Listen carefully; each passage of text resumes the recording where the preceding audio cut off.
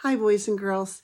Today I'm going to read you from Adoniram Judson, and we're going to be on chapter 5. But before I go any farther, I wanted you to realize that this is a book about a real person. That's why I think it's so important to read it to you.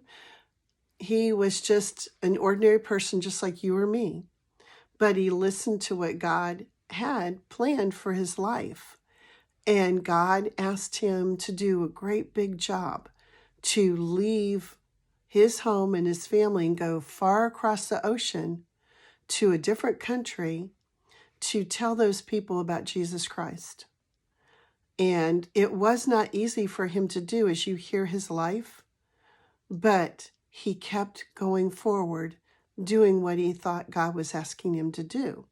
So this is a real true story. And your parents can look it up on the internet and find there are videos about him also, but I think I would rather you wait till we read the whole book before you watch the videos so it doesn't give away any of the things that are happening in the book. But yeah, he's a true person. I will write it in the LMS in history, but I did find out he was born in 1774 or 1744. I'll put it in there. So it was about 300 years ago. So, and he lived in Massachusetts, which is very far north of us. But that way you'll understand when they refer to people riding like in carriages and things, it's not like nowadays. Our life is very different. He was like, I guess like when George Washington was alive. Okay. So that way it'll give you an idea of what it was like in history. All right. So we're on chapter 5, Called of God. Adoniram leaned back in his desk chair at seminary. Seminary is like another college, like usually for people that want to be pastors or missionaries. He ran his hands through his hair and sighed. His friend Samuel walked into the dormitory room and slammed the door. "How are you, Judson?" Samuel said with a flashing a big smile. "I don't know, Samuel," Adoniram said. "I am 21 years old, and I thought I knew everything. But the most amazing idea has just occurred to me." "What is it?" Samuel asked. Adoniram patted the book that laid open on his desk. "I was just reading a sermon called The Star in the East. This sermon says we should send people to other countries to be missionaries." "Sounds crazy," Samuel said. "There's plenty of church work to do right here in America." "I know," said Adoniram, "but the idea burns in my heart." Samuel grabbed a pile of books of his own from the desk and looked over his shoulder at Adoniram, and then he left quietly. Adoniram stared at the ceiling. He let his mind wander to distant lands where people wore strange clothes and spoke strange languages. After a while, he got up and he walked back and forth in the halls of his dormitory. And then he called out, "Has anyone thought of foreign missions?" Young men poked their heads out of their room. "We're studying, Judson. Leave us alone." "But there are millions of people around the world who have never heard of Jesus," he said, "and there's not one American missionary overseas." "We have missions right here in our country to the American Indians out west." "England is doing their part. They're sending out missionaries," said someone else. "There is enough church work to do right here," said a third man. Adoniram could not shake off the thought that God might want him to be a missionary far away from America. He left the dormitory and ran out into the woods beyond the seminary. Cool night air surrounded him while he walked and prayed. Fallen leaves on the ground crunched under his feet. Oh God, show me thy way. And as he prayed, a Bible verse sprang into his mind. Go ye into all the world and preach the gospel to every creature. Adoniram stopped right there and he knelt down on the ground. No matter how hard it is, he said, I will obey God's command and go into the world and preach the gospel. There's a picture of him bowing down and leaning down and praying. The next time Adoniram visited home, he was bursting with the news. He knew his family would be happy about his decision to become a foreign missionary. They had prayed for him for so long. There are 5 of us students, he said, his eyes shining bright. We're going to obey Christ and become missionaries overseas. He was surprised when he looked around the dinner table and everyone's face was sad. Adoniram, his father said, I had hoped you would follow me and be pastor of our church. Please don't do this, Mama said. If you go away, I might not ever see you again. Adoniram looked at Abigail for support, and all he saw were tears on her face. Adoniram rose up early the next morning, walked down to the town marketplace.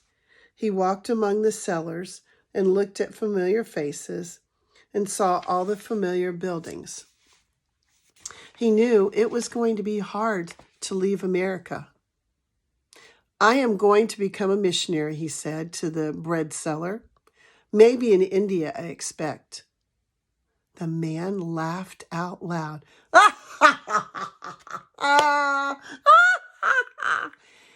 That's the funniest thing I've ever heard. Hey, Smith, young Judson thinks he can survive in India. And soon a crowd of townspeople gathered around him. You'll die if you go to India, said one man, slapping him hard on the back. It is so hot you will burn up. Another woman bustled her way into the crowd. This is a foolish idea if I've ever heard of one. You won't be able to speak their language.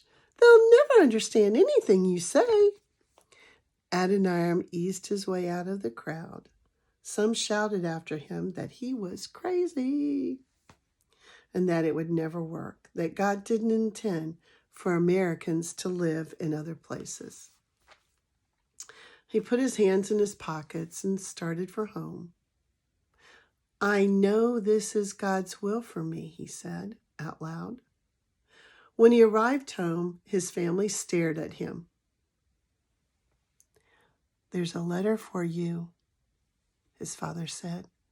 It's from the largest church in Boston. Adoniram's hands shook as he opened the letter, and he quickly read over it. They want me to be their assistant pastor, and he handed this letter to his mother. This is perfect, she said. You'll be able to serve God and stay close to home. And at the same time, we can celebrate by having a special dinner tonight, a dessert. Adoniram turned. Tears were in his eyes. He reached out and hugged his mother. Mama, I will never settle in Boston.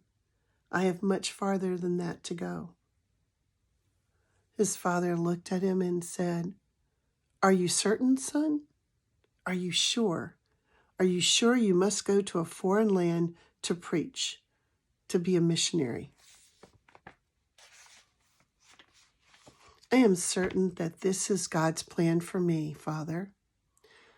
Mr. Judson looked at his son for a long time. Then he put his hands on his son's shoulders. One tear dropped from his wrinkled cheek. Then we will help you, he said. Mr. Judson invited a number of pastors to come to a meeting to discuss the idea of foreign missions. Adoniram knew that the man's decisions could affect his whole life, and yet he found that he could not pay attention to the discussions. Seated directly across from him at the meeting was a girl. Her name was Anne Hasseltine, the daughter of one of the men. She had brown hair and blue eyes, and when she looked up at Adoniram and smiled, Adoniram thought his heart was going to burst with happiness.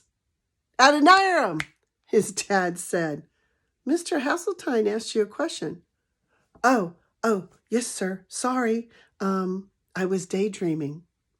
Mr. Judson looked at Adoniram and then looked at Anne. "Ah, I understand," he said. Adoniram and Anne became friends. They wrote letters to each other. Soon, Adoniram found himself sitting at his writing table late one night. Writing, he wrote this: "Dear Mr. Hasseltine," he wrote, "I must ask you whether you can part with your daughter next spring. Will you allow her to go to faraway country to be a missionary wife? There will be danger, poverty, insults, and maybe even death. But it is for the sake of the Lord Jesus Christ and for millions of lost souls overseas." When he received Mr. Hasseltine's reply, he jumped up and shouted, "I'm getting married," he said. He ran through the house and banged on all the doors. "I'm going to marry Anne. I'm going to marry Anne." It is hard work for you to understand. No, I'm sorry, I read that wrong. "It is hard work you are undertaking, son," his father said. "You will need a good wife like Anne." "Anne is a wonderful girl," his mother said. "Take good care of her." Adoniram hugged both his parents tightly and said, "Don't worry, I won't let anything bad happen to her." That's the end of chapter 5.